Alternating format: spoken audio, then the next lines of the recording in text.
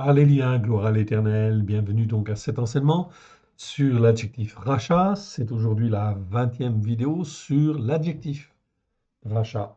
Donc on va terminer en fait aujourd'hui ce mot, ok, afin de pouvoir finaliser cet enseignement et en fin de compte, comment dire, améliorer notre jugement juste devant l'Éternel. Remettons ces quelques instants à l'Éternel, notre Dieu, notre Père, si vous voulez bien. Père très saint, nous te rendons grâce, apprécions notre choix. Ta parole est merveilleuse. C'est elle qui nous enseigne, qui nous façonne, qui nous forme, afin que nous puissions être ton serviteur, ta servante, là où tu le veux et comme tu le veux. Aide-nous, Seigneur Dieu, à te faire plaisir, à mieux discerner les œuvres que toi tu as préparées d'avance, afin de te glorifier, toi le seul vrai Dieu et celui que tu as envoyé. Aide-nous, mon Dieu, mon Père, à te faire plaisir. Merci pour cet enseignement. Alléluia. Amen. Nous étions arrivés, si ma mémoire est bonne, à Ecclésiaste chapitre 3, verset 17. Donc Ecclésiaste, c'est Salomon, hein, c'est la sagesse de Salomon qui s'exprime. Donc on va revoir donc certains passages. Verset 17 nous dit, j'ai dit en mon cœur, à Elohim jugera le juste, et le méchant, car il y a là un temps pour toute chose et pour toute œuvre. Donc, vous voyez ici, comme je vous l'ai dit plusieurs fois déjà, le juste, c'est le mot tzaddik, en fait ici, qui existe 206 fois dans 197 versets. Donc ici, on a le juste et ici, on a le méchant, en fait, ici. Donc le juste, ok, je reviens ici sur méchant, ok. Donc le juste, c'est celui qui écoute et qui met en pratique, ou qui cherche à écouter et à mettre en pratique, ok, qui a été racheté par le sang de l'agneau et qui essaye de bien faire, ok, qui considère que la Torah est la vérité et que, en fait, ici, nomos, le terme grec, en fait, ici, veut dire et doit être traduit par le mot Torah, c'est l'équivalent. Ainsi, de la Genèse à l'Apocalypse, on garde en fait le même langage, les mêmes lois, les mêmes règles, en fait ici, à la gloire de l'Éternel. Et c'est bien sûr ce qu'il faut faire, car l'Éternel Dieu ne change pas, il est toujours le même, ce qui était hier est ce qui est aujourd'hui et ce qui sera demain, en fait ici. Donc, il ne faut pas changer les Écritures et les interprétations, évidemment. Hein, c'est donc très important. Donc ici, on oppose dans ce verset, donc vous voyez, au temps de Salomon, on opposait le juste avec le méchant, bien évidemment. Ok. Donc on va revoir une dernière fois la définition en fait de l'adjectif rachat pour bien se la mettre en tête, ok, et bien en fait l'intégrer et la comprendre. Ok. Donc ici, je termine mon ajustement. Et on va à la définition, en fin de compte, donc de l'adjectif rachat.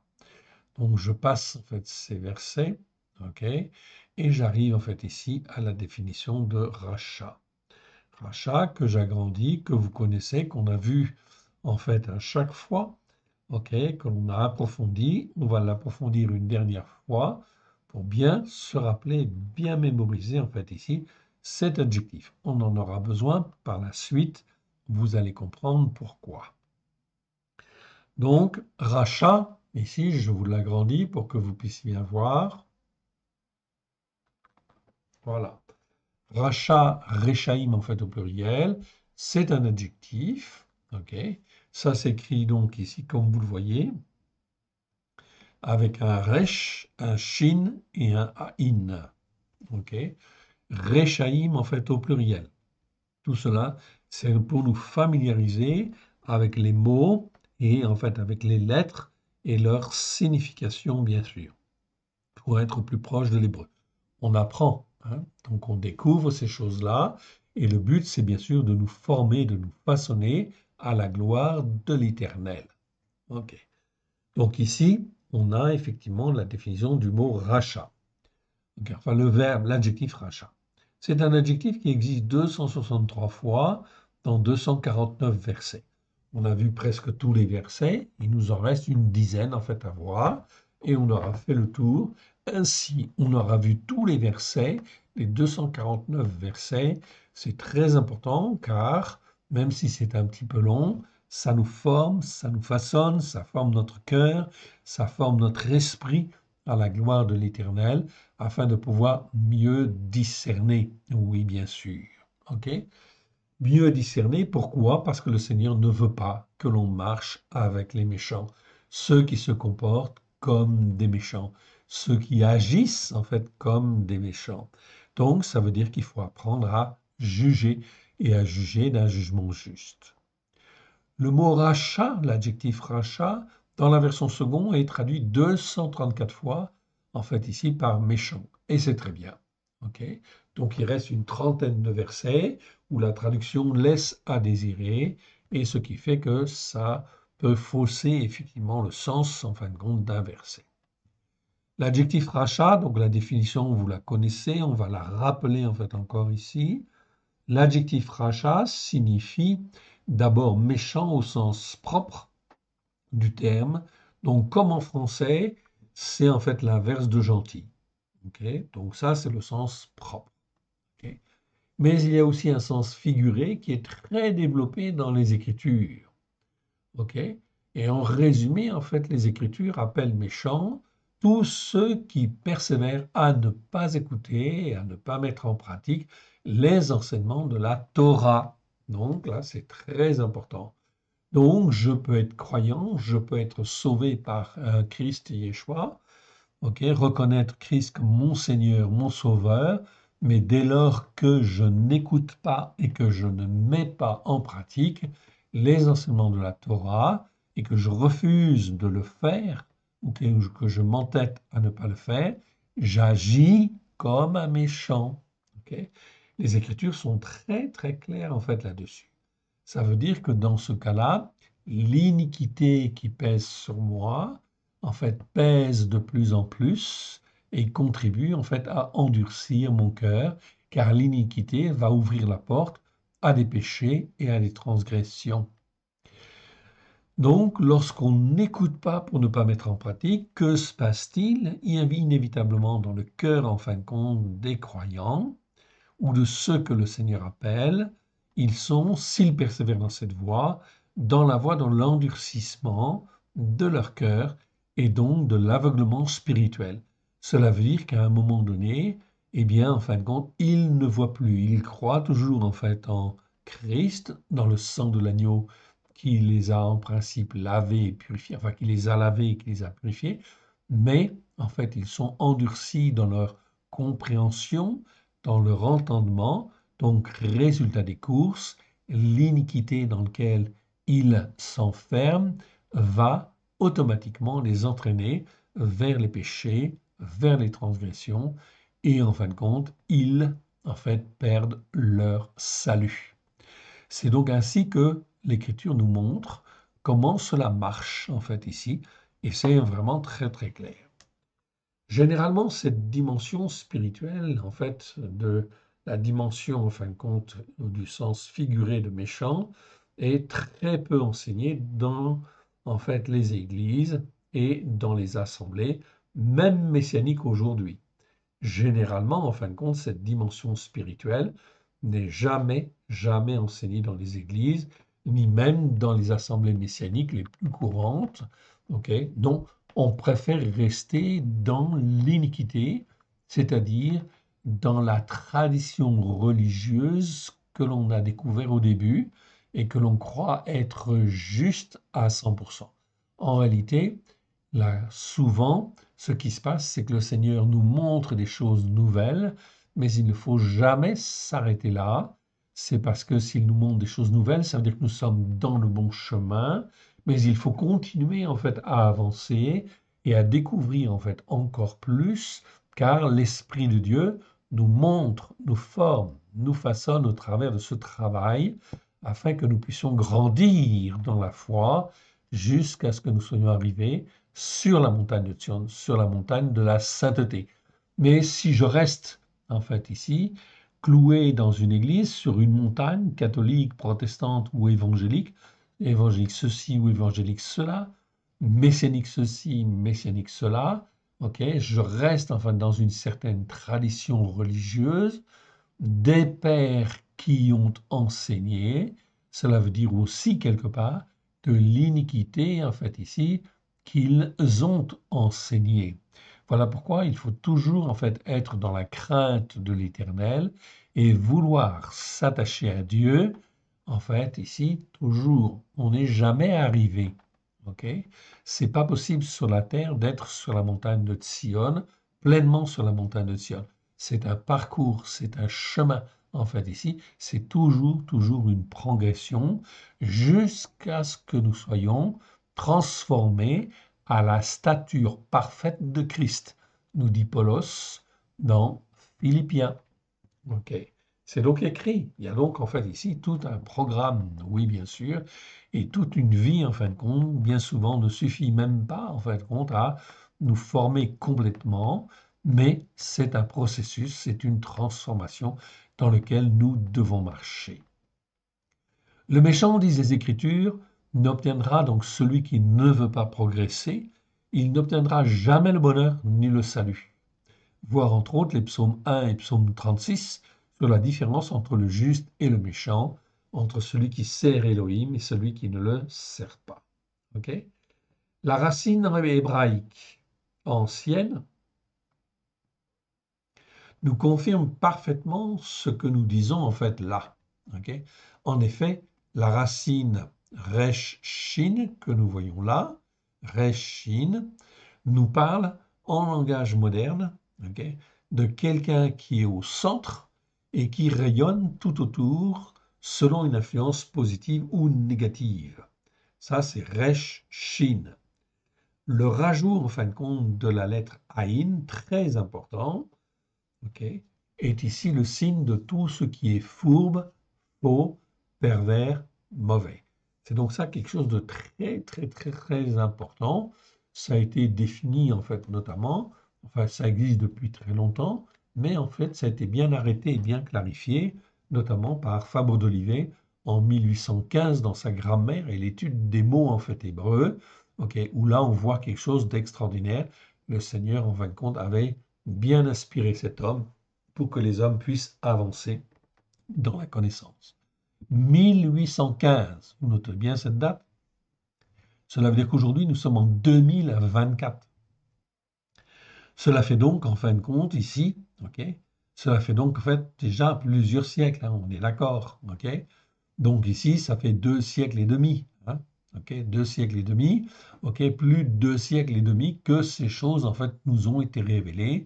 Et bien sûr, enfin, il y a eu très peu d'hommes, très peu de femmes qui sont allés jusque-là pour aller plus loin, bien sûr. Ok, Fable d'Olivet, ce n'est qu'une étape.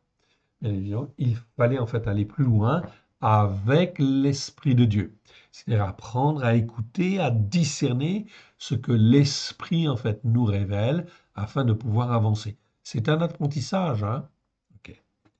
Donc, ok, ce qui est en fait fourbe, faux, pervers, mauvais, contribue bien sûr à être contraire aux valeurs que Elohim veut donner aux hommes, bien sûr.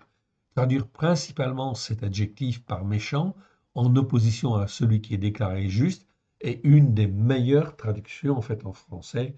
Elle permet de retrouver dans les Écritures une bonne cohérence, okay, du message d'Élohim notre Père et de distinguer plus aisément ceux qui n'écoutent pas et ne veulent pas mettre en pratique les enseignements de la Torah avec grâce et vérité de ceux qui veulent au contraire écouter et mettre en pratique les enseignements de la Torah avec grâce et vérité. C'est donc très important. Donc lorsqu'on dit à un chrétien, en fait ici, Ancien Testament, Nouveau Testament, et on dit que l'Ancien Testament n'a pas de valeur par rapport au Nouveau Testament, c'est une erreur extrêmement grave. Cela contribue à maintenir les croyants dans l'ignorance. Ils ne sont pas formés, façonnés comme il convient. Résultat des courses, ils vont automatiquement être sujets à des tentations, aux péchés et aux transgressions. Ils restent dans ce cas-là, dans l'iniquité chrétienne. L'iniquité chrétienne, on peut dire simplement, en fait, c'est le fait de dire, ok, Ancien Testament, Nouveau Testament, et que par là, en fait, induire en fait le raisonnement suivant qui consiste à dire, puisque c'est ancien, nous n'avons pas besoin d'étudier, nous avons le Nouveau Testament. Ceci, c'est ce qu'on appelle l'iniquité des chrétiens ou l'iniquité chrétienne. L'iniquité catholique, entre autres, l'iniquité protestante, qui est une variante de l'iniquité catholique. Les iniquités évangéliques, c'est pareil, on est dans la même dimension, c'est-à-dire qu'on arrive dans telle domination à avoir, telle doctrine, qui est différente d'une autre doctrine évangélique, par exemple, et on reste en fait ici sur sa doctrine, sur sa montagne spirituelle ou sa colline spirituelle, mais ce n'est pas la colline de Sion, ce n'est pas la montagne de Sion, pardon. Et donc, résultat des courses, en fait, ici, on s'enferme. En fait, ici, les hommes et les femmes s'enferment dans leur doctrine, ok, s'endurcissent dans leur doctrine, tout simplement. Pourquoi? Parce ils agissent avec méchanceté. Ils négligent les enseignements de la Torah, ok. Résultat des courses, ils vont dans l'endurcissement, ok. La première fois où on rencontre le mot méchant, c'est dans Genèse 18, 23. Ainsi, depuis Abraham, les Écritures nous enseignent à faire la différence entre le juste et le méchant. Oui, bien sûr. C'est donc vraiment très clair. On a toujours l'opposition entre le juste et le méchant. Ok. Donc, est-ce qu'on veut être juste ou est-ce qu'on veut être méchant? En fait, on connaît cette différence depuis Noir et même depuis Adam. Oui, bien sûr. Ok. Mais à ce moment-là, la Torah a été transmise de manière orale, ok, et non pas écrite. Ok. C'est Moïse qui la reçoit, en fait, ici, sous forme écrite. Ok. Donc, ok. Mais aujourd'hui, en 2024, les soi-disant responsables spirituels, tous les responsables spirituels qui existent d'une manière générale, sont pour la plupart incapables d'enseigner correctement les Écritures à cause de leur propre méchanceté qu'ils ne savent même plus déceler. En fait, ici, Jérémie 14, verset 20, nous dit bien, en fin de compte, ok, l'Éternel dit par la bouche de Jérémie, il fait des reproches, en fait, au peuple juif, ok, aux croyants, en fin de compte, de l'époque, parce qu'ils sont instruits, effectivement, dans leur doctrine, mais ils sont tellement enfermés, en fait, dans leur doctrine, qu'ils ne savent pas, en fait, ne savent pas discerner qu'ils sont dans l'erreur. Ils sont aveuglés et enfermés dans leur, en fait ici, méchanceté spirituelle. Ok, c'est exactement la même chose en fait. Les Écritures affirment même que la méchanceté vient des méchants. 1 Samuel 24, 13.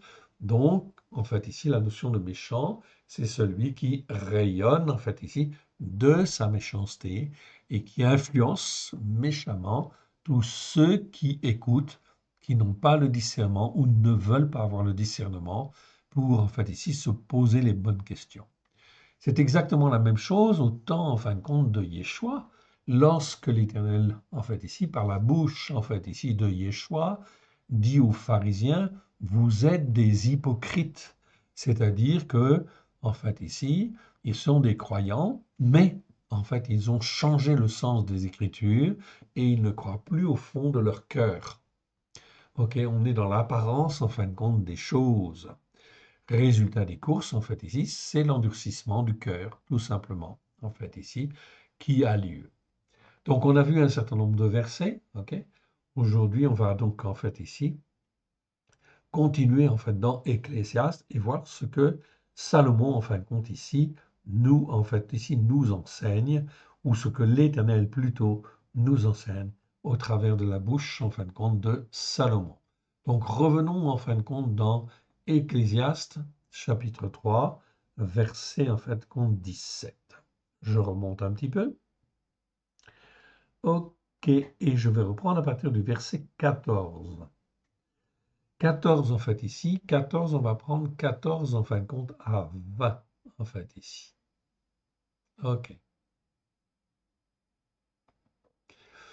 Donc, Ecclésiaste. C'est Salomon hein, qui parle, hein. On est d'accord. OK? Donc ici, dans la sagesse, on va découvrir les choses intéressantes. J'ai reconnu verset 14, donc on est dans Ecclésiaste chapitre 3. Au verset 14, j'ai reconnu que tout ce que a Elohim fait durera toujours, qu'il n'y a rien à y ajouter et rien à en retrancher, et que Elohim agit ainsi afin qu'on le craigne. Donc ici, vous voyez le terme à Elohim. Ok? Donc à Elohim, c'est Elohim. Ok? Donc c'est en fait notre Dieu, bien sûr, Elohim. Mais en fin de compte, en hébreu, on a l'article devant. Ok? Donc l'article devant existe en fait un certain nombre de fois. Ok? Un peu plus de 300 fois, je crois. En fait, si ma mémoire est bonne. Ok. Et en fait, ici, le fait d'avoir l'article devant, en fin de compte, ici, Elohim, c'est comme si, en fait, on disait en français, le seul Dieu unique et vrai. Si Elohim, ça veut dire Dieu, ok, c'est un Dieu pluriel, à Elohim, ça veut dire le Dieu. Ok. Donc, le Dieu, mais on ne dit pas, en fait, en traduisant, on ne dit pas le Dieu, on dit le seul Dieu unique et vrai. Et c'est ça, en fin de compte, qui est intéressant. Cette notion de Elohim, elle est très importante. Donc, Elohim existe plus de 3000 fois, ok? Et en fait, Elohim n'existe qu'un peu plus de 300 fois, ok? Et en fin de compte, on s'aperçoit que tous les hommes de Dieu qui sont très très proches en fin de compte de Dieu, ok, ils ont compris en fin de compte que Elohim n'était pas seulement Elohim, mais à Elohim, c'est-à-dire le seul Dieu unique et vrai.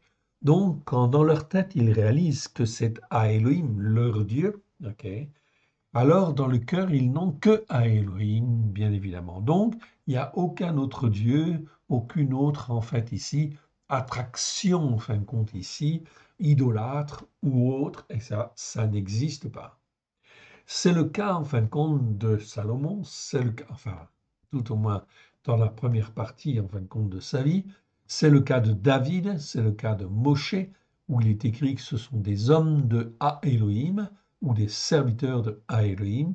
C'est le cas de Enoch, c'est le cas en fin de compte de tous les prophètes, de Yitzhak, de Yaakov, des prophètes, oui, de David, de Moshe, de tous les grands hommes de Dieu, en fait ici, dès lors qu'ils sont arrivés à un certain niveau spirituel, eh bien, en fin de compte, ils considèrent que Dieu est à Elohim et il n'y a rien d'autre, en fait ici, à côté, qui est là pour, en fait, être comme de l'idolâtrie. C'est donc très important, oui, bien sûr. Ok. Donc Salomon, en fin de compte, il parle de à Elohim, oui, bien sûr, parce que lorsqu'il parle de la sagesse, bien évidemment, c'est au temps où il était, en fin de compte, il n'était pas idolâtre.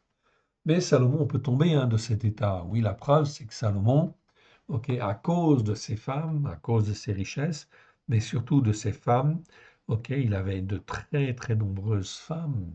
Eh bien, en fait ici, elles l'ont entraîné effectivement dans l'idolâtrie. C'est pour ça que son royaume, a été divisé à la fin de son règne, et a été en fait coupé en fait en deux, le royaume de Juda et les 10 tribus du nord. Ça, c'est la conséquence. OK. Donc, verset 14. J'ai reconnu que tout ce que Elohim fait durera toujours. Donc, ça dure encore aujourd'hui.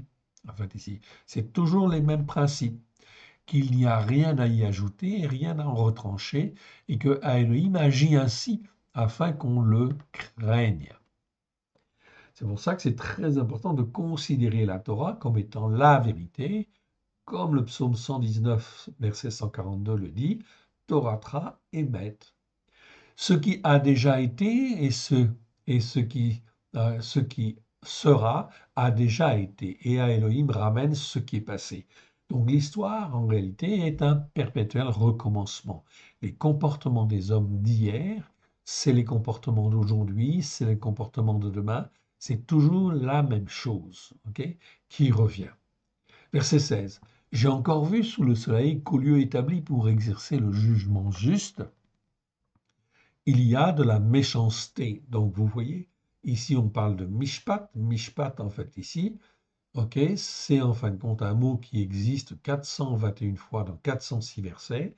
On a vu tous ces versets. Ça nous parle de jugement ou de jugement juste.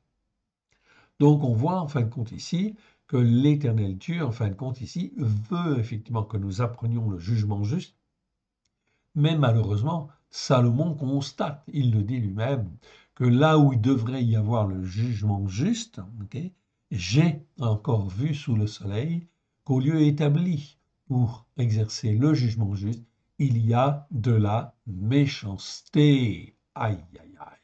Eh oui. Donc, on retrouve ici le mot méchant, enfin la méchanceté. C'est pas l'adjectif rachat, c'est le nom, récha, 30 fois dans 29 versets. On a fait les vidéos, vous pouvez les retrouver. Ok, on a vu tous ces versets. Donc, il y a de la méchanceté, c'est-à-dire, en fait, comment dire, les enseignements de la parole de Dieu qui ne sont pas, en fin de compte, écoutés et mis en pratique comme ils le devraient. Okay? Il y a des choses fourbes, fausses, perverses, okay, qui sont de travers, qui sont mauvais, en fin de compte, devant Dieu. Donc, c'est ça, en fait, la méchanceté. Donc, tant que la Torah n'est pas établie, en fait, ici, dans toute sa largeur, sa longueur, sa hauteur, sa profondeur, il y a de la méchanceté qui s'établit. Et qu'au lieu établi pour la justice, il y a de la méchanceté. Oui, bien sûr. Justice et tzedek. Ça, c'est bien traduit, c'est bien corrigé. Verset 17. J'ai dit en mon cœur, à Elohim jugera le juste et le méchant. Donc, je retrouve en fait ici le tzaddik, en fait ici. OK. Donc, ici, le mot tzaddik. OK. Je retrouve l'adjectif tzaddik, OK, ici, que l'on oppose en fin de compte toujours au méchant, en fait, ensuite. OK. Je le vois en fait ici, c'est rachat. OK. Donc, on oppose toujours dans la Bible le juste et le gentil. Donc, si je n'écoute pas les Écritures, comment dire, les enseignements de la Torah avec grâce et vérité, eh bien, en réalité, je me comporte comme un méchant. Le juste s'oppose au méchant, selon les Écritures. Il n'y a pas d'ambiguïté, en fait, là-dessus. OK? C'est donc très clair. C'est très, très, très important parce que l'Éternel Dieu nous demande de ne pas marcher avec le méchant, c'est-à-dire avec celui qui sait où est la vérité, mais qui en fait n'écoute pas et ne met pas en pratique. C'est donc très important, ok, fondamental, dans le jugement juste, oui bien sûr.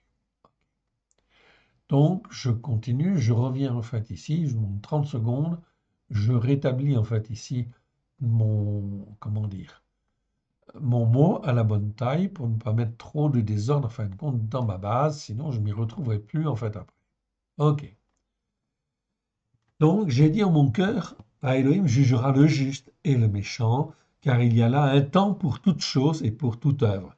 Donc nous arrivons dans une phase, nous sommes en 2024, nous arrivons bientôt en fin de compte à la fête des trompettes, nous arrivons bientôt à la fête de Kippour, fête des expiations, et bientôt à la fête des tabernacles. Ce sont en fin de compte des fêtes de l'Éternel, qui sont des fêtes clés en fait ici, qui ont une dimension messianique et prophétique, ok, et qu'il est très important d'apprendre à célébrer et d'en comprendre la dimension messianique et prophétique. Car il y a là un temps pour toute chose et pour toute œuvre. J'ai dit en mon cœur au sujet des fils des descendants d'Adam que Elohim les éprouverait et que même verrait qu'ils ne sont semblables qu'à des animaux ou à des quadrupèdes. En hébreu, en fin de compte, ici, c'est le mot béma. Béma, je vous l'ai donné en fait ici, c'est les animaux, notamment les animaux domestiques, en fait ici, mais c'est pas que le bétail, c'est aussi les chevaux, c'est aussi les ânes, c'est aussi, comment dire, les chameaux, c'est-à-dire tout ce qui sert à la richesse en fin de compte de l'homme, à enrichir en fait l'homme, c'est béma en fait ici, donc c'est généralement des quadrupèdes.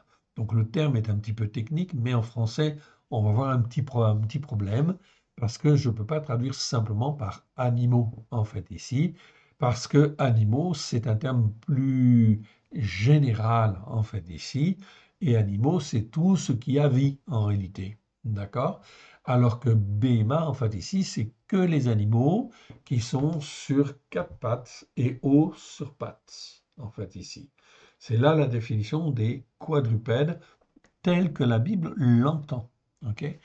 C'est-à-dire qu'un quadrupède, comme en fait ici le lézard, n'est pas justement un BMA dans la classification des animaux selon la Bible.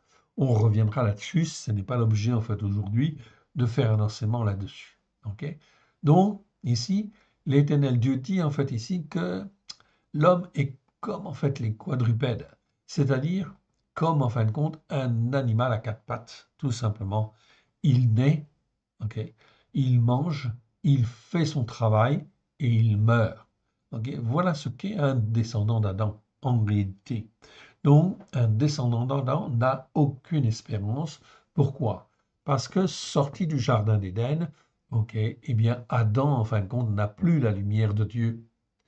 Ok, et donc, résultat des courses, le descendant d'Adam est comparé dans la Bible, en fait, à, comment dire, à la même destinée qu'une bête, en fait, ici, c'est-à-dire, il n'a aucune espérance.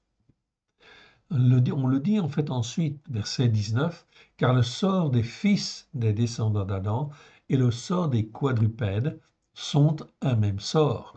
Comme meurt l'un, aussi meurt l'autre. Ils ont tous un même souffle et la supériorité du descendant d'Adam sur le quadrupède est nulle car tout est vanité. Donc là, on comprend bien, en fait, ici, dans la catégorie, en fait, des hommes, vous vous souvenez, dans la Bible, il y a quatre catégories des hommes. Il y a les descendants d'Adam, ok, qui ne sont pas plus que des animaux, en fait, ici, que des quadrupèdes, en fait, ici, quelque part, en termes de vie sur la terre. Je veux dire, ils viennent, ils sont là, ils mangent, ok, et ils meurent, ok, mais ils n'ont qu'une espérance. Ensuite, vous avez Enoch. Enoch, c'est l'homme qui, en fait, ici, n'a pas de vie éternelle, ok, qui, en fin de compte, ici, est, soit dire, c'est un homme charnel ou un homme mortel. Ensuite, vous avez le Ish, en fait, ici, c'est-à-dire qu'un descendant d'Adam, il ne faut pas qu'il reste dans la condition où il est, il faut qu'il, en fait, ici, devienne, en fait, ici, un Ish, c'est-à-dire un homme capable, en fait, ici, de s'attacher à Dieu, d'être formé, façonné, afin de pouvoir recevoir la vie éternelle.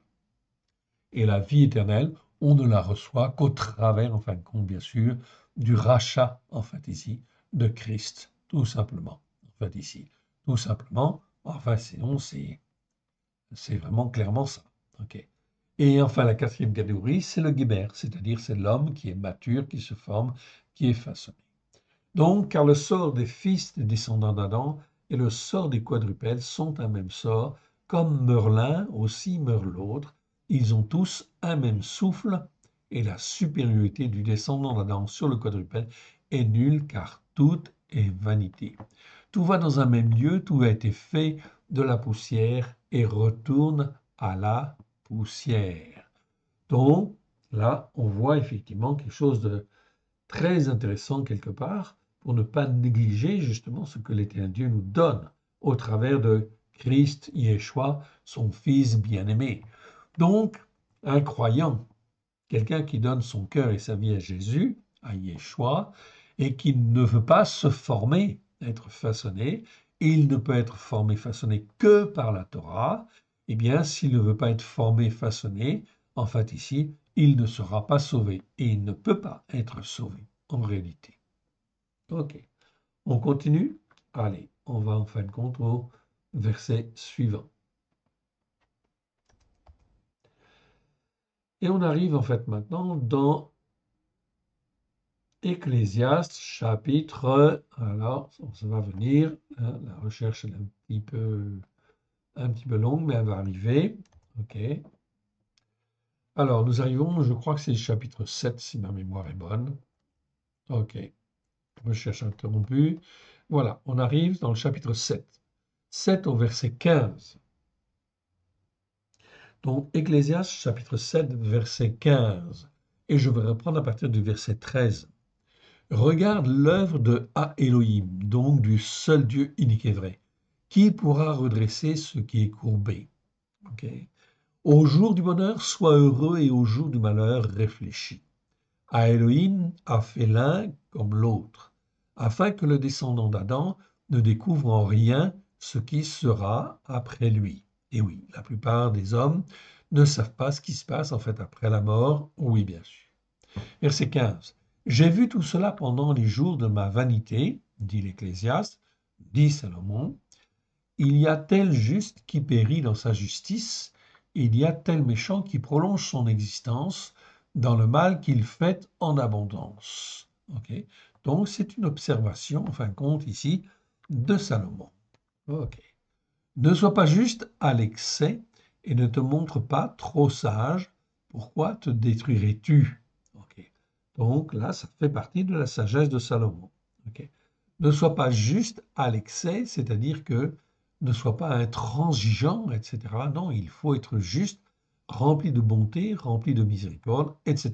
C'est un apprentissage. Verset 17. Tu ne dois pas laisser grandir en toi le fait d'agir avec méchanceté. Donc là, on a retraduit effectivement le verset pour être plus proche en fait du sens hébreu. Tu ne dois pas laisser grandir en toi le fait d'agir avec méchanceté. Okay. Donc ici, on a effectivement rachat, okay. Mais là, c'est le verbe. Okay. 34 fois dans 34 versets, on a vu tous les versets déjà, okay, et on le retrouve en fait ici.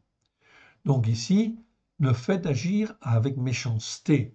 Tu ne dois pas laisser grandir en toi le fait d'agir avec méchanceté. Il faut de la miséricorde, il faut de la bonté, il faut de la grâce, il faut du pardon, etc. Plus on avance, plus il faut. Car effectivement, l'important, c'est en fait ici d'être comme Christ miséricordieux, en fait ici comme Dieu, ok? Et en fait ici agir avec grâce et vérité comme Christ. Apprendre, c'est un apprentissage. Okay. Et on apprend, tous les jours en fait on apprend, voilà pourquoi cela, il faut s'y consacrer évidemment. Le fait d'agir avec méchanceté, il ne doit pas laisser grandir en toi le fait d'agir avec méchanceté et ne sois pas insensé, pourquoi mourrais-tu avant ton temps? Okay. Donc il faut faire comme Dieu le veut, à Elohim le veut, et en fait être façonné comme l'Éternel Dieu le veut, okay, et ne pas aller trop vite pour ne pas être intransigeant, okay, être dur, etc. Verset 18. Il est bon que tu retiennes ceci et que tu ne négliges point cela, car celui qui craint Elohim échappe à toutes ces choses. Donc là, on introduit la notion de crainte. Crainte de Elohim, oui, c'est apprendre à avoir un jugement juste, oui bien sûr, on fait des erreurs, mais il faut effectivement se reprendre, être toujours dans la crainte de Elohim. Quand je suis dans la crainte de Elohim, l'Éternel nous forme et nous façonne. Donc, celui qui craint Elohim échappe à toutes ces choses. La sagesse rend le sage plus fort que 10 chefs qui sont dans une ville. Donc là, on te dit en fait très clairement que si tu crains l'Éternel, c'est une très bonne chose parce que tu vas échapper en fait à toutes sortes de choses et notamment au fait d'agir avec méchanceté.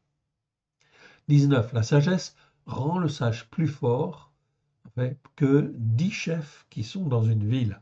Donc, la sagesse, elle est très importante, oui bien sûr, fondamentale, car en fin de compte, c'est elle qui va nous, comment dire, nous faire échapper à ce qui n'est pas bon du tout. Ok. Verset 20, je vais le lire en fait également. Non, il n'y a sur la terre point de descendant d'homme juste qui fasse le bien et qui ne pêche jamais. Donc, rassurez-vous, nous sommes tous pécheurs et nous faisons tous des erreurs. OK? Donc, on n'est pas parfait, mais on apprend. Ce qui est important, c'est d'apprendre dans la crainte de l'Éternel. OK. OK, on continue. Allez, on va un petit peu plus loin. Et on arrive, en fait, compte maintenant, donc, dans, en fait, ici. Allez, on arrive. Donc, voilà, Ecclésiaste chapitre 8. Donc, chapitre 8 de Ecclésiaste, et on va lire de 8 à 14, si ma mémoire est bonne. Oui, c'est ça. Donc, Ecclésiaste chapitre 8. Ecclésiaste chapitre 8 nous dit ceci. Aucun descendant d'Adam n'est maître de son esprit. OK? Donc, ça, c'est clair. C'est mieux que souffle. Hein. C'est en fait ici, esprit, c'est roi. OK? Aucun descendant d'Adam n'est maître de son esprit pour pouvoir le retenir et n'a aucune puissance sur le séjour de la mort. Il n'y a point d'échappatoire dans ce combat, et la méchanceté ne saurait sauver les hommes qui se corrompent, qui se comportent comme des méchants. Donc ça, ce sont des vérités que Salomon nous donne et qu'il est important de garder. Verset 9. J'ai vu tout cela et j'ai appliqué mon cœur à tout ce qui se fait sous le soleil. Il y a un temps où le descendant d'Adam domine sur l'homme pour le rendre malheureux. Alors j'ai vu des méchants enterrés qui sont venus, qui ont agi parfaitement mal, qui ont quitté en fait le lieu saint et qui ont été oubliés dans la ville. C'est encore là une vanité. Donc, on comprend mieux, en fin de compte, le verset, okay, mais en fait, il nécessiterait certainement, en fin de compte, d'être encore travaillé, bien sûr. Donc, pour le moment, on ne peut pas vous en donner plus. Verset 11. Parce qu'une sentence contre les mauvaises actions ne s'exécute pas promptement, le cœur des fils des descendants d'Adam se remplit eux-mêmes du désir de faire le mal. Donc, il faut faire attention à cette tendance. C'est une réalité spirituelle. Donc, pourquoi en fait la sentence n'a pas lieu tout de suite? Tout simplement parce que l'Éternel Dieu va se servir de méchants pour corriger, oui, ok, pour infliger en fin de compte des, comment dire, du mal aussi à droite ou à gauche quand c'est nécessaire, mais aussi en fin de compte parce que l'Éternel Dieu sonde les cœurs et ne veut pas la mort du méchant. Alors, pour celui qui est juste ou qui essaye en fait d'être juste, c'est pas toujours facile en fait à comprendre et à admettre. Alors, il faut apprendre, ok, et se méfier justement de son cœur, parce qu'une sentence contre les mauvaises actions ne s'exécute pas promptement. Le cœur des fils des descendants d'Adam se remplit eux-mêmes du désir de faire le mal. Donc, on peut être attiré à réagir d'une manière mauvaise. Ok. Et ici, en fait, mauvaise, c'est le mot ra, en fait, ici. Ra, c'est resh aïn. Ok, resh aïn. Bon, je vous le montrerai une autre fois parce que là, je n'ai pas le mot, en fait, sous les yeux. Cependant, quoique le pécheur fasse 100 fois le mal et qu'il y persévère longtemps, je sais aussi que le bonheur est pour ceux qui craignent à Elohim parce qu'ils ont de la crainte devant lui. Donc ici, ceux qui craignent en fait Elohim, très très très important. Il faut vivre dans la crainte de l'Éternel. Plus je vis dans la crainte de l'Éternel, une crainte honorable et respectueuse de l'Éternel Dieu, en fait ici, eh bien en fin de compte, moins je suis sujet effectivement à me laisser entraîner par le mal, à des raisonnements qui sont mauvais ou qui sont mauvais devant l'Éternel. Ça, c'est important. Et c'est en fait fondamentalement le mot crainte en fait ici qui est important. On ne l'a pas étudié dans le détail en fait encore. Ça viendra en son temps. Ok. Mais le bonheur, verset 13, en fait ici, n'est pas pour le méchant. Ok. Mais le bonheur, ok,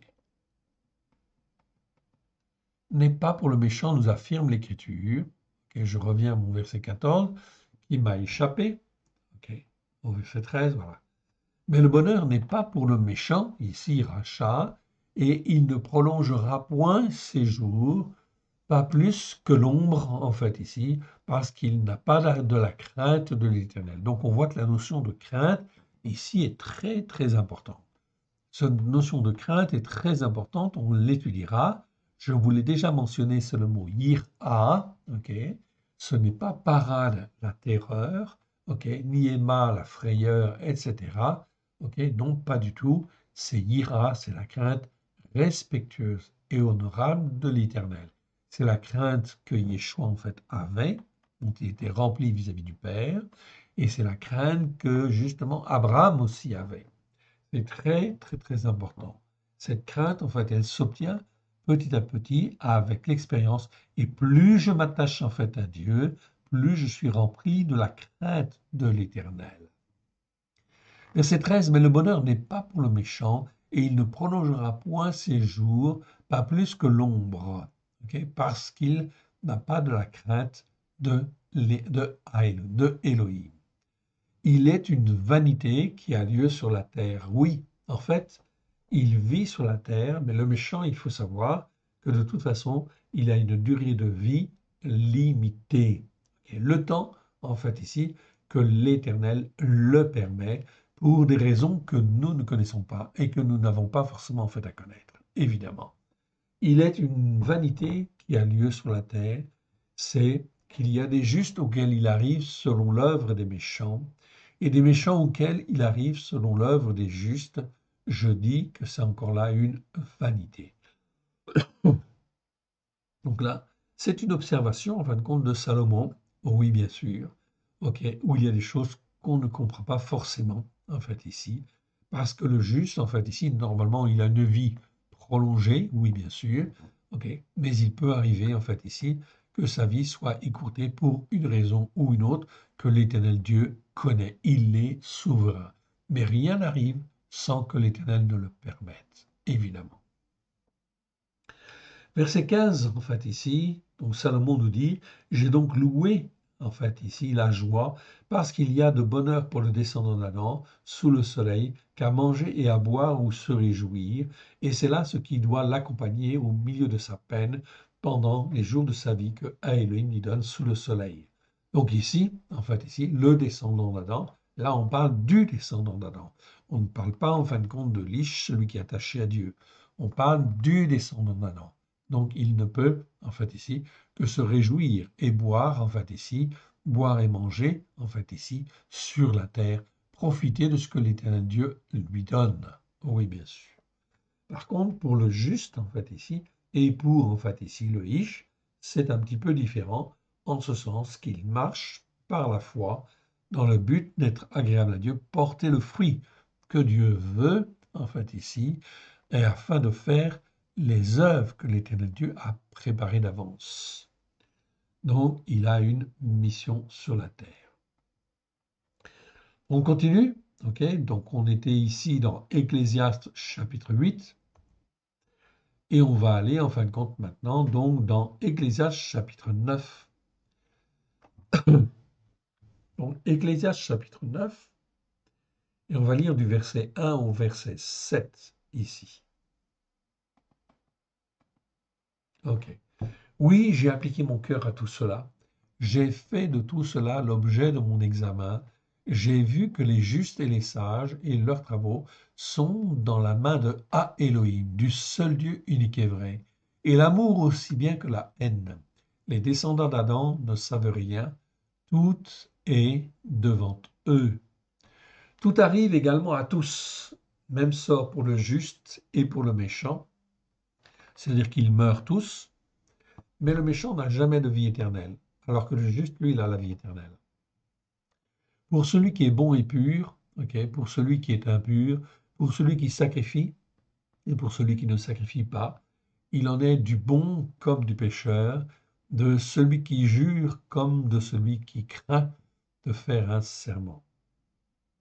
Verset 3, ceci est un mal parmi nous de ce qui se fait sous le soleil, c'est qu'il y a pour tous un même sort. Aussi le cœur des fils des descendants d'Adam est-il plein de ce qui est mauvais, et la sottise est dans le cœur au plus profond d'eux-mêmes, pendant leur vie. Après quoi, ils vont chez les morts, car qui est excepté. Donc là, on parle plus particulièrement, bien sûr, des descendants d'Adam, bien sûr. Pour tous ceux qui vivent, il y a de l'espérance, et même un chien vivant vaut mieux qu'un lion mort, en fait, dit l'Ecclésiaste. Les vivants, en effet, savent qu'ils mourront, mais les morts ne savent rien. Il y a pour eux plus de salaire, puisque leur mémoire est oubliée. Et leur amour, leur haine et leur envie ont déjà péri. Ils n'auront plus jamais aucune part à tout ce qui se fait sous le soleil. Va, mange avec joie ton pain et bois avec cœur ton vin, car dès longtemps, Elohim prend plaisir à ce que tu fais. Elohim regarde et regarde ce que tu fais. C'est pour ça que l'Éternel Dieu, il est dit dans d'autres versets que l'Éternel Dieu sonde le cœur des descendants d'Adam, afin que le descendant d'Adam ne puisse pas rester toujours un descendant d'Adam et avoir la destinée d'un descendant d'Adam, mais en fait ici qu'il puisse être racheté par le sang de l'agneau, afin qu'il puisse en fait avoir la vie éternelle, si du moins il est capable d'écouter et de mettre en pratique comme l'Éternel Dieu le veut. Verset 8. Qu'en tout temps tes vêtements soient blancs et que l'huile ne manque point sur ta tête, jouis de la vie avec la femme que tu aimes pendant tous les jours de ta vie de vanité que Dieu t'a donné sous le soleil, pendant tous les jours de ta vanité, car c'est ta part dans la vie au milieu de la peine que tu as sous le soleil. Donc, on voit que, en fait, le plaisir de l'homme, c'est le plaisir d'être avec sa femme, ok, d'être en famille, en fait, ici, quelque part. Donc, ici, de vivre sagement, en fait, ici, quelque part, et de se réjouir avec sa femme. Tout ce que ta main trouve à faire avec ta force, fais-le, car il n'y a ni œuvre, ni pensée, ni connaissance, ni sagesse dans le séjour des morts où tu vas. Ok. Donc ça, ce sont donc des réflexions, en fait, ici, de l'Ecclésiaste, qui nous parle, en fin de compte, ici, du juste et du méchant, et que le sort de l'un et le sort de l'autre, ok, n'est pas le même. Ils meurent tous les deux, mais le sort du juste, c'est la vie éternelle. Ok, on arrive en fin de compte dans Daniel. Donc, j'ai peut-être été un peu vite ici. Donc, je vais juste revenir un peu, en fait, ici, pour voir si... Alors, ici, où est-ce que je suis? Voilà, très bien, j'étais dans Ecclésiaste, Ecclésiaste 9, et je passe donc à Daniel. Daniel 12. Daniel 12, ok, donc Daniel 12 ici, verset en fait ici 9 à 13. Va, Daniel, car ces paroles seront tenues secrètes et scellées jusqu'au temps de la fin. Beaucoup seront purifiés, blanchis et épurés. Ok. Donc c'est pas plusieurs, c'est beaucoup. Beaucoup seront purifiés, blanchis et épurés. Les méchants seront condamnés pour avoir agi avec méchanceté, et aucun des méchants ne comprendra, mais ceux qui auront de l'intelligence comprendront. Donc, nous sommes aujourd'hui donc en 2024, nous sommes en septembre 2024, et effectivement, nous arrivons à la fête des trompettes, à la fête de Kippour, fête des expiations et fête des tabernacles. Nous sommes donc dans des temps prophétiques où l'Éternel Dieu, après avoir révélé sa parole depuis 2000 ans, entre dans une phase de jugement, dans une phase où il va juger les méchants, où il dit les méchants seront condamnés pour avoir agi avec méchanceté. Et aucun des méchants ne comprendra, okay, c'est-à-dire qu'ils ne comprennent pas ce qui leur arrive, mais en fait ici, ceux qui ont de l'intelligence comprendront, c'est-à-dire que le juste est capable de comprendre ce qui se passe. Et les yeux en fin de compte des justes sont ouverts pour qu'ils puissent voir. Depuis le temps où cessera le sacrifice perpétuel et où sera dressée l'abomination du dévastateur, il y aura 1290 jours. Heureux celui qui attendra et qui arrivera jusqu'à 1335 jours. Et toi, marche vers la fin, tu te reposeras, tu seras debout pour ton héritage à la fin des jours. Donc, au travers de ça, tout ce que nous avons à comprendre, c'est que, en fait, il y a un processus dans lequel l'Éternel Dieu nous fait marcher et il regarde comment, en fait, ici nous marchons. Chaque jour, effectivement, ils sont de nos cœurs, sont de nos mains, nous forment, en fait, ici, nous façonnent, ok, pour que l'on puisse voir les choses qui viennent et que nous puissions voir, en fait, ici, comment, en fait, aussi, les méchants seront jugés. Ok. Et en fait aussi, comment, en fin de compte, ceux qui doivent être sauvés, en fait ici, peuvent être sauvés. Cela veut dire par l'intermédiaire, en fait ici, des œuvres que l'Éternel Dieu est en train de préparer pour en sauver beaucoup. Ici, c'est écrit beaucoup, en fait ici, et non pas simplement plusieurs. Beaucoup seront purifiés, blanchis et épurés. Comment? Eh bien, tout simplement par le témoignage de ceux qui écoutent et qui mettent en pratique, de ceux qui disent Torah émet, ta Torah est la vérité, et qui disent en fait nomos, en fait ici le terme grec nomos est égal à la Torah, en fait, ici. Et donc, s'ils sont capables de lire cela, ils sont sur une excellente base, effectivement, où les Écritures ont, en fait, ici, la même Torah de la Genèse à l'Apocalypse. C'est donc extrêmement important de bien comprendre cette dimension. On ne peut pas être dans les temps qui viennent sur des fausses doctrines, sur des collines où on enseigne des choses erronées. C'est donc très important. On continue. Allez. Et après Daniel, en fait, on arrive dans, en fait, ici.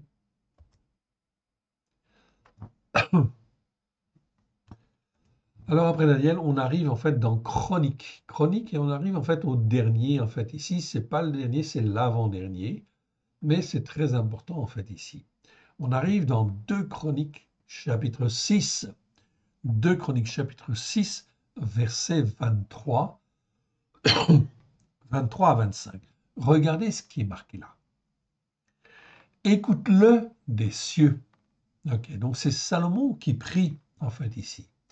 Il est à l'inauguration du temple. Ok, là où on sanctifie en fait les uns et les autres, on fait les sacrifices. Le temple est inauguré et il prie.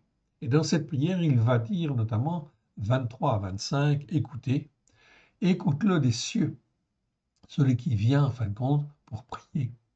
Écoute-le des cieux, agis et juge tes serviteurs. Condamne le méchant. Okay? Condamne le méchant et fais retomber sa conduite sur sa tête. Rends justice à celui qui est juste et traite-le selon la justice par la foi. Ok, par sa foi. Okay. Quand ton peuple d'Israël sera battu par l'ennemi pour avoir péché contre toi, s'ils reviennent à toi et rendent gloire à ton nom, s'ils t'adressent des prières et des supplications dans cette maison, exauce-le des cieux, pardonne le péché de ton peuple d'Israël et ramène-les dans le pays que tu as donné à eux et à leurs pères. C'est donc extrêmement important de bien comprendre cela. La prière de Salomon, bien sûr, est une prière que l'Éternel Dieu écoute. Tout homme qui aujourd'hui, en fin de compte, veut se repentir et revenir à Dieu sur la Torah, les prophètes et les psaumes, à la lumière de Yeshua, il le peut. Voilà pourquoi les fêtes de l'Éternel, la fête en fait ici des trompettes, est un appel à la repentance, et comme pour dire, repentez-vous car le règne de Dieu est proche. La fête de Kippour, fête des expiations, c'est la fête justement où on expie quoi? L'iniquité, en fait ici des pères, l'iniquité qui a pu peser sur nous et qui nous entraîne à pécher et à transgresser. Donc la fête des expiations a une dimension messianique et prophétique. Il faut comprendre, oui bien sûr, et pouvoir expliquer. Et ensuite la fête des tabernacles, la fête de Sukkot, c'est la fête des tabernacles, la fête de tous les temples de l'Éternel. C'est donc la fête de tous ceux qui sont une habitation de Dieu en esprit. Voilà pourquoi ces fêtes sont extrêmement importantes. Il faut les découvrir, en découvrir leur dimension messianique et prophétique et apprendre à obéir pour les mettre en pratique, évidemment. Ça, c'était l'avant-dernier, en fait, ici. Et on arrive, en fin de compte, au dernier verset où se trouve, en fait, qui nous intéresse.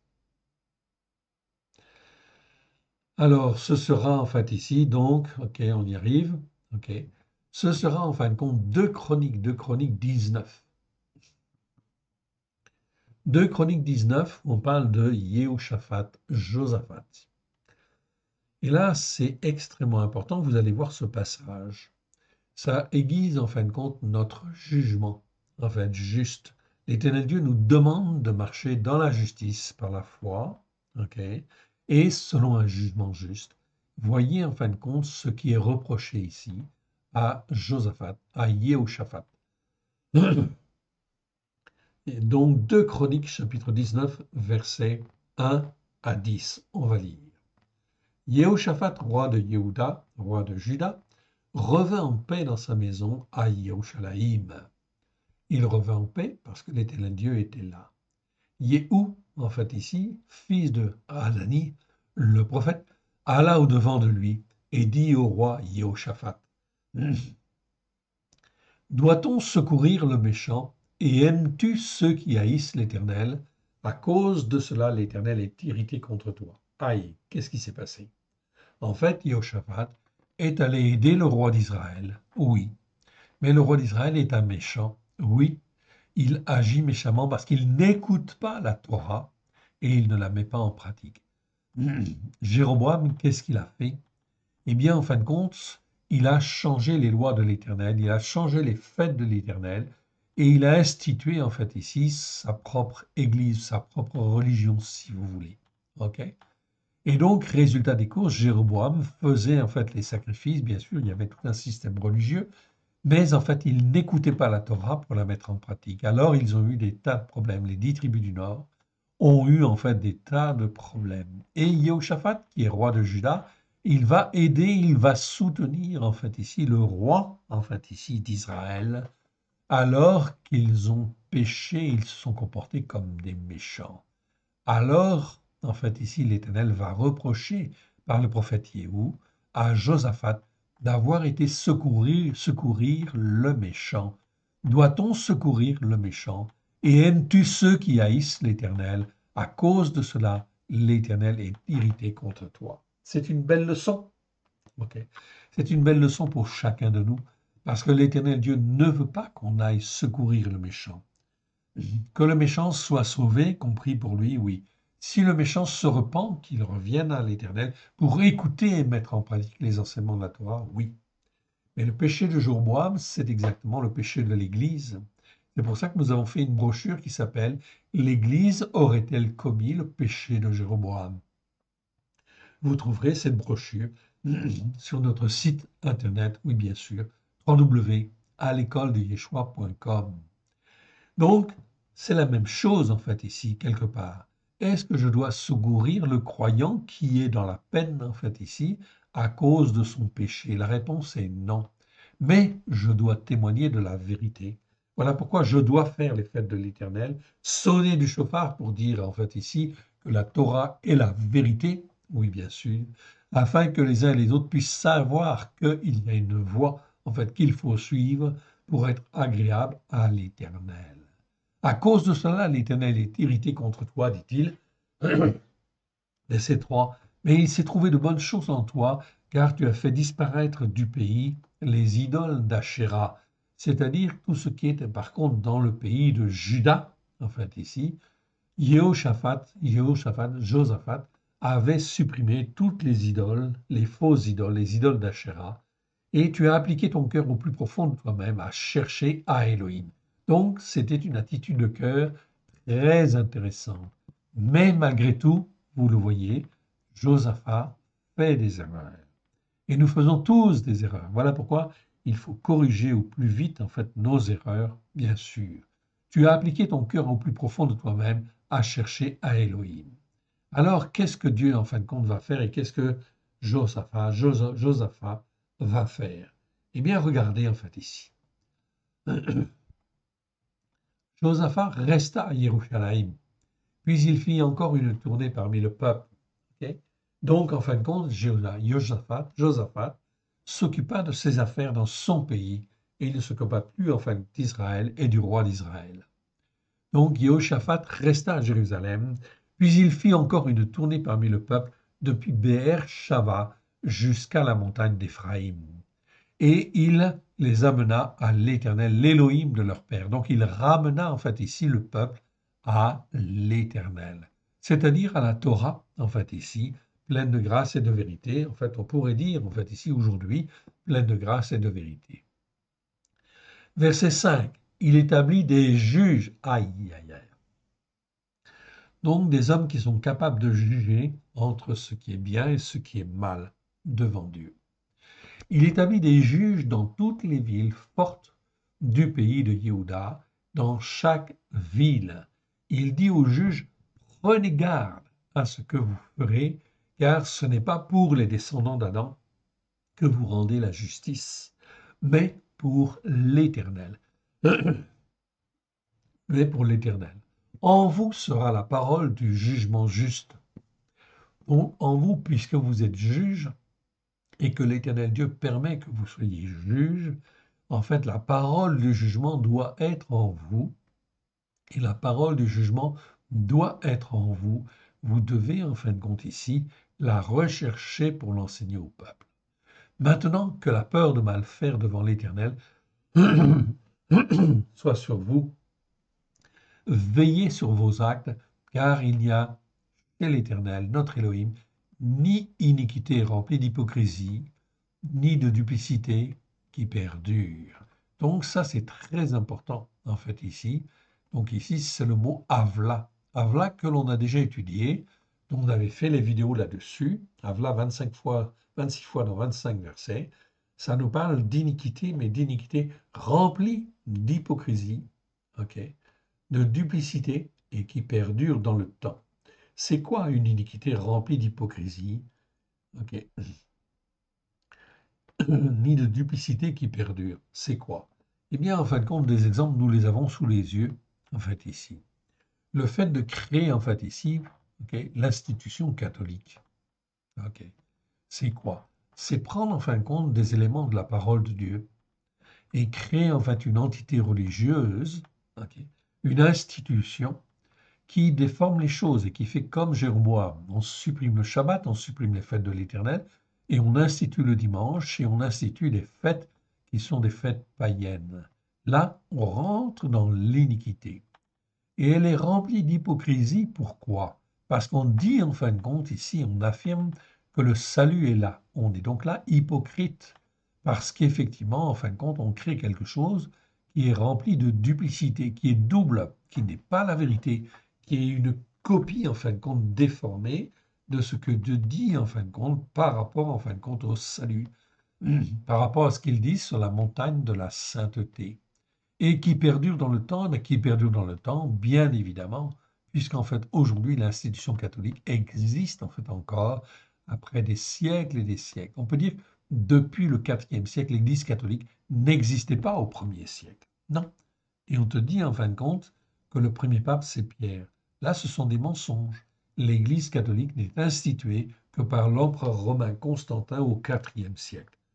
Ce qui veut dire quoi? Ce qui veut dire que je ne peux pas rester effectivement dans en fait une église ou dans des enseignements qui sont remplis d'hypocrisie, de duplicité et qui perdurent dans le temps. Si je reste là, eh bien, en fin de compte, eh bien, je suis comme un méchant. J'agis comme un méchant. Bien sûr, il y a des innocents là-dedans. C'est Dieu qui juge. C'est lui qui juge. Certainement qu'il y a des catholiques qui sont sauvés, mais c'est l'Éternel Dieu qui juge ces choses-là. Mais par principe, en fin de compte, ok, quand on est dans l'iniquité remplie d'hypocrisie et de duplicité, eh bien, en fait, ici, on est dans les choses qui sont fausses, erronées, et les péchés et les transgressions, en fait, se font jour de plus en plus, et l'endurcissement du cœur est là. Même chose avec les protestants. Est-ce qu'ils ont changé en fait aussi quelque chose? C'est une autre iniquité. C'est une iniquité qui est aussi empreinte d'hypocrisie, de duplicité et qui perdure dans le temps. Ok, il y a eu des améliorations, mais c'est pas suffisant. Même chose avec les évangéliques. On peut dire effectivement que c'est toujours en fait ici, ok, de l'iniquité remplie d'hypocrisie et de duplicité et qui perdure dans le temps parce que elle traverse les générations. Mais en réalité, dans toutes ces églises dites chrétiennes, il y a toujours l'iniquité chrétienne en fait au départ, qui dit que la Torah n'est pas la vérité. Ok, donc on est toujours dans le même type d'iniquité de base, une iniquité chrétienne, qui en fin de compte, il faut dénoncer bien évidemment. Voilà pourquoi la fête en fait des trompettes, on sonne du chauffard et on dit en fin de compte que la Torah est la vérité. Et on dit en fait aussi que nomos, le terme grec nomos, veut dire Torah, etc. Tout cela dans le but d'une seule chose, c'est en fait ici de dénoncer les iniquités remplies d'hypocrisie et de duplicité qui perdurent dans le temps.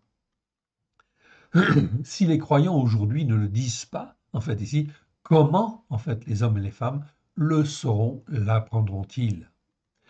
Maintenant que la peur de mal faire devant l'Éternel soit sur vous, veillez sur vos actes, car il y a chez l'Éternel, notre Elohim, ni iniquité remplie d'hypocrisie, ni duplicité qui perdure. Très bien. je réduis mon mot en fait ici, ok, ni égard à la personne, à l'apparence des personnes, ok, ni acceptation de présent. Quand on fut de retour à Yerushalayim, Yehoshaphat y établit aussi pour les jugements de l'Éternel et pour les contestations des Lévi'im, des sacrificateurs, des chefs de maison paternelle d'Israël. Donc on voit qu'ici, il y a des responsables qui sont nommés, qui sont en fait emprunts, en fin de compte, de la Torah, des prophètes ok, et des psaumes de l'époque, en fait, ici, tout simplement dans le but, en fait, ici, d'écouter et d'appliquer des jugements justes. Oui, bien sûr, afin de ne pas dériver. Donc là, on est vraiment, en fin de compte, dans le, comment dire, le nerf de la guerre, si je puis dire, en fait, ici, la clé, en fait, ici, du problème, évidemment. Verset 9. Et voici les ordres qu'il leur donna. Vous agirez de la manière suivante, dans la crainte de l'Éternel. Ici, c'est le mot yir'a que dont je vous ai parlé tout à l'heure. Donc, très important. Yir'a, c'est la crainte de l'Éternel, mais c'est la crainte respectueuse et honorable de Dieu. Car si je suis dans cette crainte-là, eh bien, je fais attention à avoir un jugement juste. Vous agirez de la manière suivante dans la crainte de l'Éternel, avec foi. Ah, très important. Ce mot-là, en fin de compte, c'est le mot Emouna. Emouna, ça nous parle de foi. Ok? C'est un mot qui existe 49 fois dans 49 versets. On ne l'a pas encore étudié, et on l'étudiera, ça c'est sûr. Emouna, ça veut dire foi en premier lieu.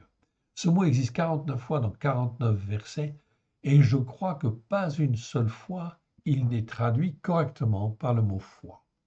C'est souvent traduit par fidélité. C'est proche, on est d'accord. Mais c'est dommage qu'effectivement, dans tout un certain nombre de versets, on n'ait pas recalé les choses pour, en fin de compte, ici, dire Emouna, ça veut dire foi. Car les hommes de Dieu d'hier, eh bien, ils marchaient par la foi. Okay, et ils nous montraient l'exemple. Donc, ce sont des corrections à faire et des versets à retravailler. C'est ce que nous ferons par la grâce de Dieu. Vous agirez de la manière suivante dans la crainte de l'Éternel avec foi et intégrité dans le cœur au plus profond de vous-même. Donc c'est toujours une affaire de cœur. Ici, nous avons les deux vaves, en fait, ici. Les deux vaves ou les deux bêtes, en fait, ici. Tout simplement, en fait, ici, car c'est les vaves au plus profond de lui-même. Okay. C'est le cœur au plus profond de lui-même et non pas le cœur tout simple. Donc, pas d'arrière-pensée. En fait, ici, on doit être sincère devant l'Éternel.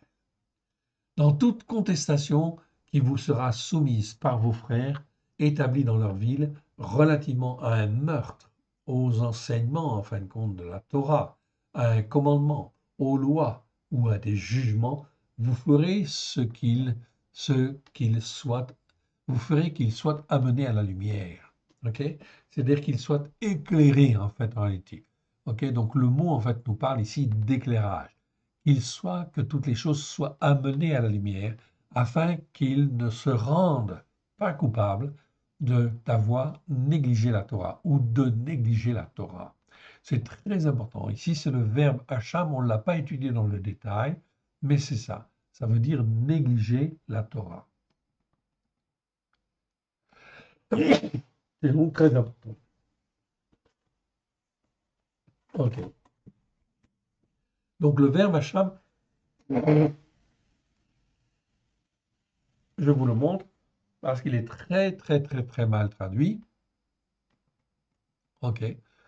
Donc le verbe hacham existe en fait 35 fois dans 32 versets. Ok. Et ça veut dire en fait ici coupable de négliger ou d'enfreindre la Torah. Ok. C'est donc très important ici, ça rappelle toujours que la Torah est la référence. Donc c'est le verbe hacham.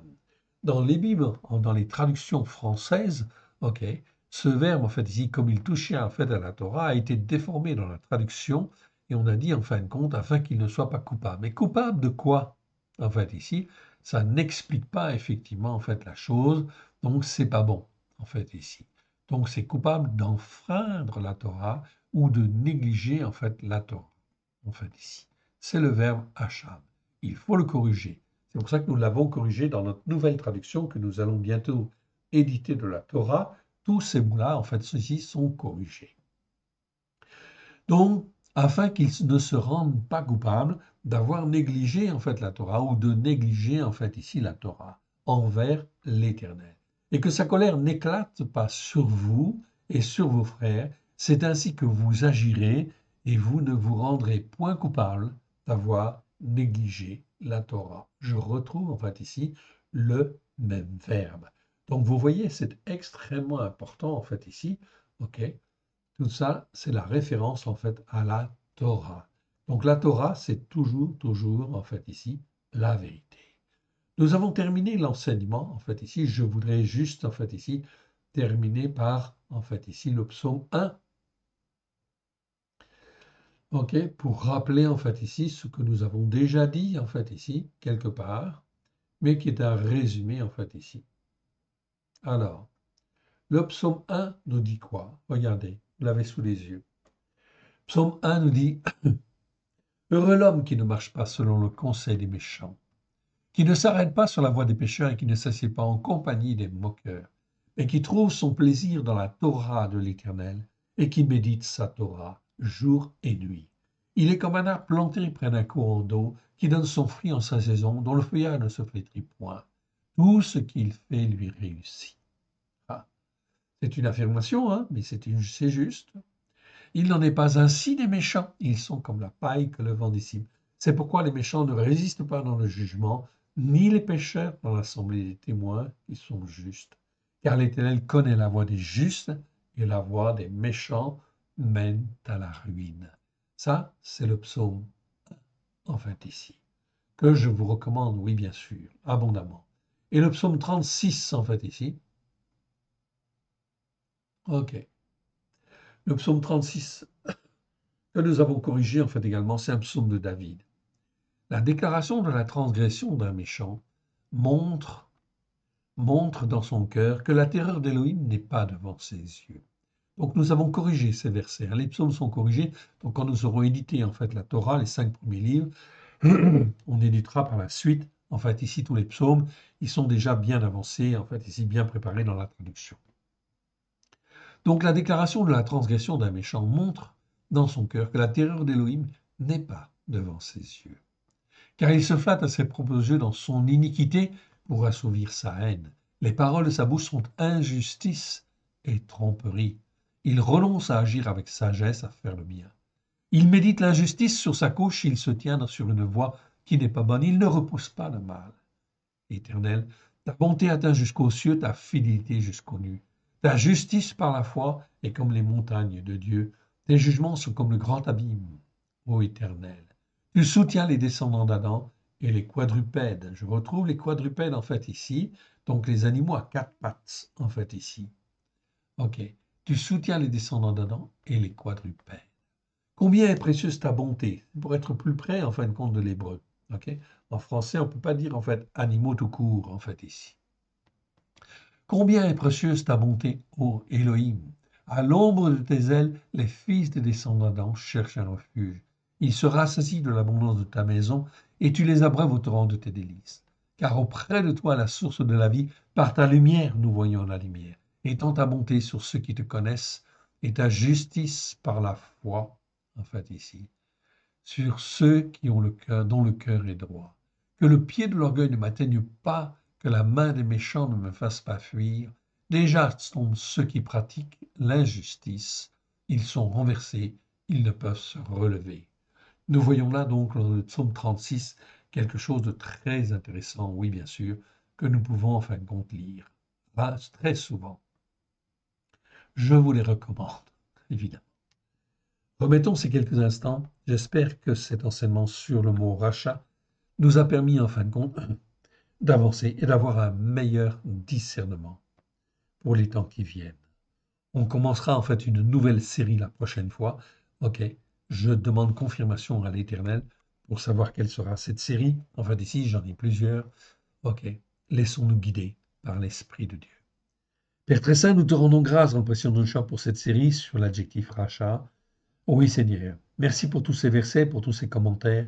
Que tout ce qui est de toi soit loin de grâce et de vérité, au travers de Yeshua, ton Fils bien-aimé, et que cela puisse trouver un terrain favorable en chacun de nos cœurs, y produire des racines profondes, oui, et s'élever, nous former, nous façonner à la gloire de ton saint nom. Que ton nom soit béni, honoré, lui, toujours et partout, nul n'est comme toi dans le ciel. Et tends ta main bienfaisante, forme-nous, façonne-nous, afin que nous puissions être, dans les temps qui viennent, les témoins que toi tu veux, afin qu'un grand nombre puisse être sauvé, comme toi tu le veux, à la gloire de ton saint nom. Nous voici, Seigneur, corps, âme et esprit. Parle, Seigneur, ton serviteur, ta servante, écoute, que les œuvres que tu as préparées d'avance, oui, puissent s'accomplir, oui, par ta grâce, au travers de Yeshua, ton Fils bien-aimé, et la puissance de ton esprit, à la gloire de ton saint nom. Parle, Seigneur. Amen. Que ton nom soit béni, honoré, lui, toujours et partout. Amen. Que Dieu vous bénisse, que Dieu vous garde. Shalom à tous. Amen.